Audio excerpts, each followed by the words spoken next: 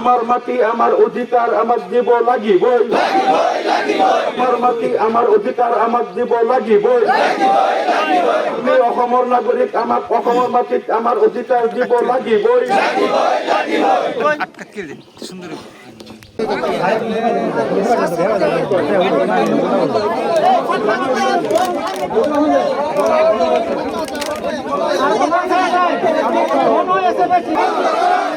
কিবা নিৰ্ধাৰণৰ খেলি মেলি বন্ধ কৰক, মিয়া মুছলমানক মানুহ হিচাপে গণ্য কৰক, মিয়া মুছলমানক মানুহ হিচাপে। আমাৰ কেইবাটাও দাবী আছে। চাওক, প্ৰথম কথাটো হ'ল যে আমাৰ এই চৰ্চাপুৰীবিলাকত ইয়াত প্ৰায় ৬০-৭০-৮০ বছৰ ধৰি মানুহ যিসকল বসবাস কৰি আছিল, সেই মানুহসকলৰ কাৰণেই চৰকাৰে ইয়াত কেইবাখনো হস্পিটেল, অংগনবাদী কেন্দ্ৰ এইবিলাক কৰিছে। তাৰপিছত হঠাৎ যোৱা বছৰ এই চৰ্চাপুৰীবিলাকত উচ্ছেদ কৰি মানুহক তাৰ পৰা খেদি পঠিওৱা হ'ল আৰু স্কুলবিলাক তাত ফৰেষ্ট অফিচ কৰা হ'ল, কিছুমান ভাঙি দিয়া হ'ল। গতিকে আমাৰ প্ৰথম কথাটো হ'ল, যদি মানুহবিলাক অবৈধ আছিল তেনেহ'লে আগতে চৰকাৰে ইমান কোটি কোটি টকা খৰচ কৰি স্কুল আৰু হস্পিটেলবিলাক কিয় কৰিছিল? আৰু যদি মানুহবিলাক বৈধ আছিল, তাৰ কাৰণে এই স্কুলবিলাক কৰা হ'ল ল'ৰা ছোৱালীৰ কাৰণে, তেনেহ'লে হঠাৎ কেনেকৈ অবৈধ হ'ল তেওঁলোকক খেদি পঠিয়ালে? আৰু আমাৰ দ্বিতীয় দাবীটো হ'ল, ব্ৰহ্মপুত্ৰ নদীৰ দক্ষিণ পাৰে নগাঁও জিলা আৰু ইয়াত শোণিতপুৰ জিলাই আহি পেলাই সীমা নিৰ্ধাৰণ কৰি গোটেই চৰ্চাপুৰী এই এলেকাবিলাক শোণিতপুৰৰ বুলি তেওঁলোকে ইয়াত সীমাত তেওঁলোকে খুটি পুতি গোটেই উচ্ছেদবিলাক শোণিতপুৰে চলাই আছে। নগাঁও জিলাৰ প্ৰশাসনৰ ইয়াত একো হাতেই নাই। গতিকে আমি সৰুৰে পৰা জানো ব্ৰহ্মপুত্ৰ নদীটো নগাঁও আৰু শোণিতপুৰ জিলাৰ সীমা। গতিকে নদীৰ দক্ষিণ পাৰে শোণিতপুৰ জিলা ইয়াত আহিব নোৱাৰে। ইয়াত যদি উচ্ছেদ কৰিব লাগে, কি কৰিব লাগে, নগাঁও জিলাই কৰিব। গতিকে এই কথাটোত শোণিতপুৰ জিলাই যিটো আগ্ৰাসন চলাইছে, এইটো আমি প্ৰতিবাদ কৰিছোঁ। আৰু আমাৰ তৃতীয় কথাটো হ'ল যে ইয়াত বহু লোক আছে ভূমিহীন আৰু বহু লোক আছে যিসকল গৰাখহনীয়া আক্ৰান্ত।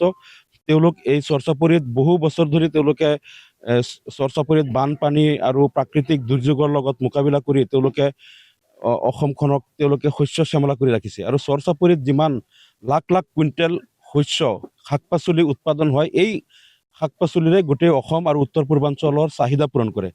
আৰু এতিয়া যে এই লোকসকলক ইয়াত হঠাৎ খেদি দিয়া হ'ল, ভূমিহীন গৰাখহনীয়া আক্ৰান্ত লোকসকল, এতিয়া তেওঁলোকে কি কৰি খাব?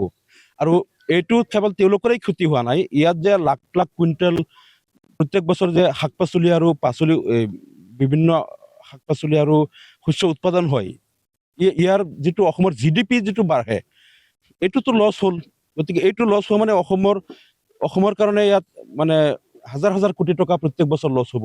গতিকে এই মাটিখিনি এনেই পেলাই থৈ এই মানুহখিনিক উচ্ছেদ কৰি দিয়াতকৈ যদি এই লোকসকলক তাত খেতি কৰিবলৈ দিলেহেঁতেন, এই লোকসকলক চলিব পাৰিলেহেঁতেন আৰু অসমৰ GDPও বাঢ়িলেহেঁতেন, অসমৰ এটা কৃষি অৰ্থনীতিটো বিকাশ ঘটিলেহেঁতেন। গতিকে চৰকাৰে কেৱল আক্ৰোশমূলকভাৱে মানুহখিনি মিয়া মুছলমান হোৱাৰ কাৰণেই যে লোকসকলক বিপদত পেলাবলৈ, লোকসকলে যাতে চৰ্চাপুৰীত খেতি বাতি কৰি তেওঁলোকে পৰিয়াল যাতে ভালকৈ চলাব নোৱাৰে, উগ্ৰ সাম্প্ৰদায়িক হিন্দুত্ববাদীসকলক সন্তুষ্ট কৰিবলৈ চৰকাৰে এই লোকসকলক উচ্ছেদ কৰিলে, যাৰ কাৰণে অসম সামগ্ৰিকভাৱে ক্ষতিগ্ৰস্ত হ'ল। গতিকে আমাৰ দাবীটো হ'ল যে চৰ্চাপুৰীত ভূমিহীন গৰাখহনীয়া আক্ৰান্ত লোকসকলক তাত সংস্থাপন দিব লাগিবই। যিসকলে ইয়াত ৬০-৭০ বছৰ ধৰি আছিল, পুনৰ তেওঁলোকৰ ল'ৰা ছোৱালী সেই একেখন বিদ্যালয়ত পঢ়াৰ সুবিধা দিব লাগিব, য'ত এই ল'ৰা ছোৱালীয়ে ইমান বছৰ পঢ়ি আছিল। এতিয়া ল'ৰা ছোৱালীবিলাক আজি তেওঁলোকে বিদ্যালয়বিহীন হৈ গ'ল, তেওঁলোকৰ লিখা পঢ়া বন্ধ হৈ গ'ল। এই ল'ৰা ছোৱালী তেওঁলোকৰ যিটো মৌলিক অধিকাৰ, শিক্ষাৰ অধিকাৰ বঞ্চিত হ'ল। গতিকে চৰকাৰৰ যিটো দমনমূলক আক্ৰোশমূলক নীতি, তাৰ বিৰুদ্ধে আমি প্ৰতিবাদ কৰিছোঁ। চৰ্চাপুৰীৰ হাজাৰ হাজাৰ লোক ওলাই আহিছে, তেওঁলোকে ইয়াত প্ৰতিবাদ সাব্যস্ত কৰিছে। আমি আমাৰ এই আন্দোলন চলাই যাম। আমাৰ এই লোকসকলক আৰু আমাৰ অসমৰ ভাৰতীয় নাগৰিক হিচাপে তেওঁলোকৰ যিটো জীয়াই থকাৰ অধিকাৰ, তেওঁলোকৰ গৃহ, অন্ন, বস্ত্ৰ, বাসস্থানৰ যিটো অধিকাৰ, সেই অধিকাৰ চৰকাৰে কাঢ়িব নিব নোৱাৰে।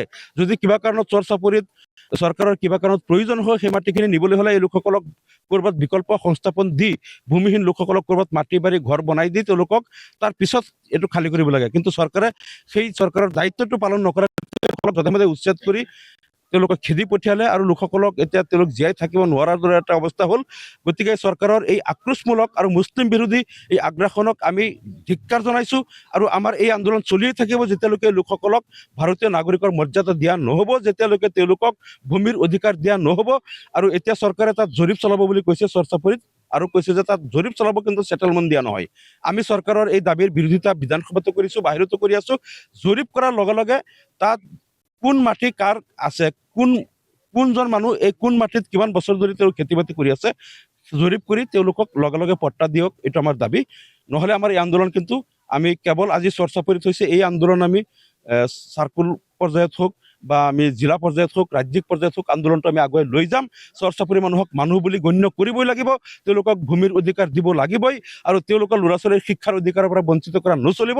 আৰু তেওঁলোকৰ যিসকলৰ জন্ম চৰ্চাপুৰীত তেওঁলোকৰ পৈতৃক ভেটিত তেওঁলোকক পুনৰ সংস্থাপন দিব লাগিব, অন্যথা আমাৰ এই আন্দোলন আৰু তীব্ৰতৰ কৰা হ'ব।